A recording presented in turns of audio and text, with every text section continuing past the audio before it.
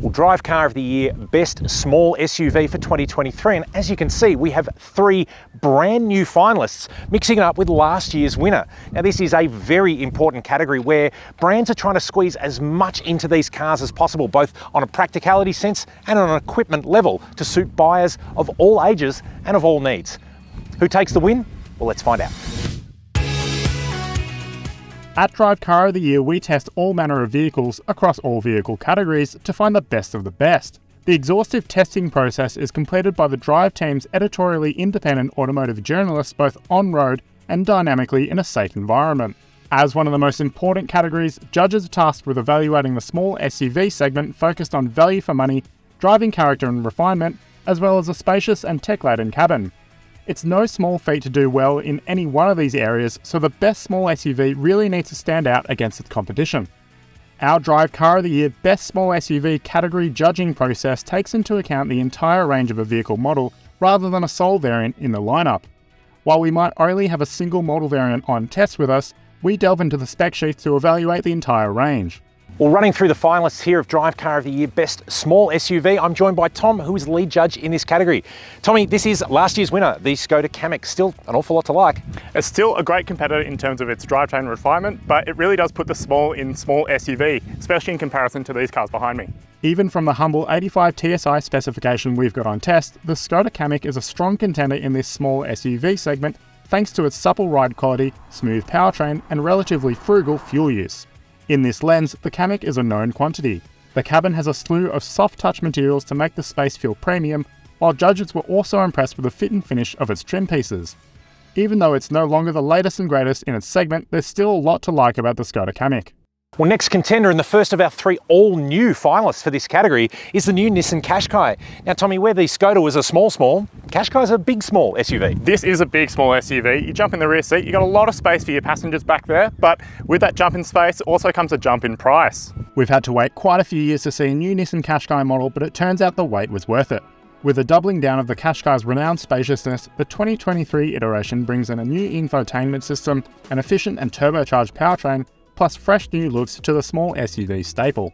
The ST Plus variant on test with us here at Drive Car of the Year is on the affordable end of the range spectrum, but feels surprisingly upmarket in its cabin. You get a nice high-riding driving position and a compliant ride quality across all manner of road surfaces. Judges were fond of the fresh new interior outlay with a huge 12.3-inch screen and found overall that the Qashqai strikes the right notes for small SUV buyers. Well, our second all-new contender here in the small SUV category is the Honda HR-V. Tommy, this is a very stylish finalist. Absolutely, our judges love the styling both on the outside and inside the interior, and it does have functional tweaks as well with those magic seats. A question does remain over the powertrain, however. The Honda HR-V proves a lot can change quickly in the Australian automotive industry. When the HR-V launched earlier in 2022, the Drive team had questions over the pricey entry point. But in this competition, the HR-V shapes up as a strong value option. Naturally, judges took to the car's stylish design both inside and out, and were also impressed by the model's practicality. There's great storage about the cabin, and the special magic seats can contort to allow maximum load carrying capacity. Where the Honda falls down is its driving experience. The powertrain is simply not up to par with its competition and can leave you wanting for more oomph, especially on highways where overtaking power is needed. Though there are redeeming features for the HR-V experience, the underpowered engine remains the car's key annoyance. Well, our 4th and final finalist in this category is, well, it kind of can't put a foot wrong. It is a Toyota, it is reasonably sized, and it is a hybrid. Tom, Corolla Cross, surely this can't really put a foot wrong.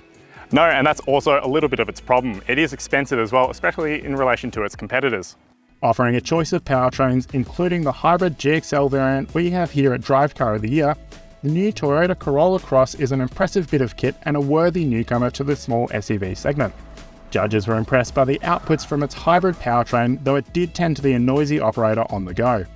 Ride comfort is compliant on country roads, and the suspension will eat up imperfections and sustained corrugations. The cabin might not wow as much as the Nissan Qashqai, but there's still a nice big infotainment screen atop the dash and a new infotainment software to sink your teeth into. We test the acceleration and braking of all Drive Car of the Year finalists. Our testing found that the Skoda Kamiq runs a 0 to 100 km/h sprint in 11 seconds dead and brakes from 100 to 0 in 37.5 metres. Compared to that, the Nissan Qashqai ran the sprint in 9.1 seconds and stopped from 100 to 0 in 36 metres. The Honda HR-V was the slowest car of its segment, running from 0 to 100 in 12.7 seconds and stopping in 37.8 meters. Finally, the Toyota Corolla Cross runs from 0 to 100 km an hour in 8.4 seconds and stops from 100 km an hour to 0 in 38.3 meters, the longest stopping distance of all. Another hotly contested segment, but the winner of the 2023 Drive Car of the Year Best Small SUV is the Nissan Qashqai. Judges tasked with scoring the small SUV category at Drive Car of the Year used a democratic system which took into account the group's feedback and ranked vehicles accordingly. In the end, the Nissan Qashqai eked out a win over the Toyota Corolla Cross by a slim margin. The Qashqai achieved this feat thanks to its strong and efficient powertrain, the array of new technology inside the cabin, and a series of upmarket materials which make even the entry-level variants feel premium. Front seat occupants in particular afforded a huge amount of space, while the sturdy build quality earned the Qashqai respect among judges. While the car we had on test at Drive Car of the Year was a Nissan Qashqai SC+, subsequent testing has found the sweet spot in the range to be the STL specification. While you do pay a little bit more for this variant, there are niceties to back up the extra spend. With myriad options in the segment and frequent model year updates, the small SUV segment is not an easy one to master. But our judges found the 2023 Nissan Qashqai best represents what buyers look for in this bustling new car category. Small SUVs are among the fastest growing segments in the market. Little surprise, it was also a tight contest. In the end, it came down to the new Toyota Corolla Cross and the just released Nissan Qashqai.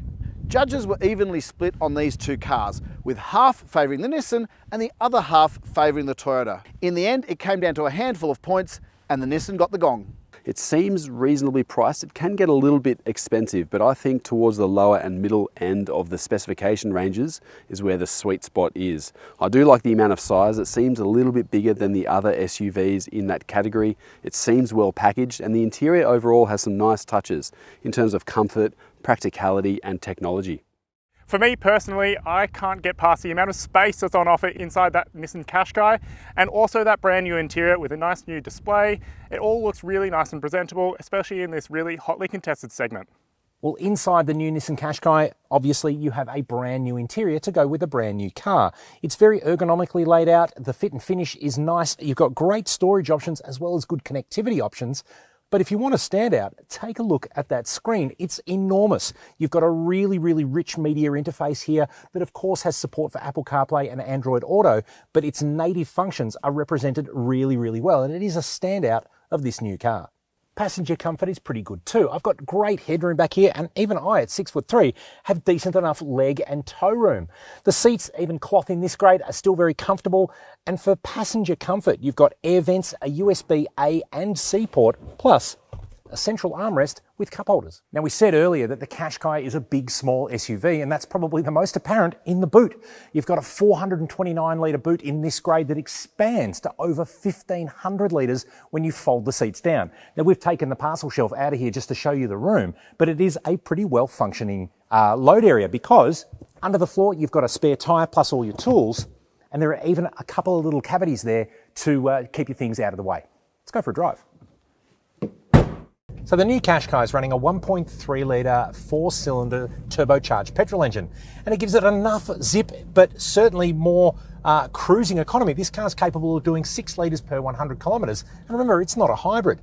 There's a bit of punch there if you need it as we begin to accelerate, but I tell you what, it's the big car attitude from a small car platform that makes the Qashqai so likeable. As we've said throughout, it is a big small SUV, so you're getting a nice economical footprint with a car that definitely feels like it behaves like a larger car as well as being spacious like a larger car. In terms of ergonomics as well, we said that the layout of the Qashqai was quite well done, but on the move, you've not only got that really, really nice large screen here, but some of the buttons are still buttons, making it really easy to access some basic functions, especially volume from your infotainment, as well as easy control of the heating and cooling. And I know that sounds like a simple thing to say, but it's often overlooked in a lot of modern cars. The Qashqai naturally includes a full suite of driver assistance and safety technology, making it not only friendly around town, but great out on the open road too. So for the 2023 Drive Car of the Year Best Small SUV, the all-new Nissan Qashqai is definitely a worthy winner. And stay tuned for next year when a hybrid joins the lineup. Do you agree with the Drive Car of the Year judges? Have your say in the comments section below. Also, head to Drive.com.au for the full story and all the categories for Drive's biggest comparison of the year.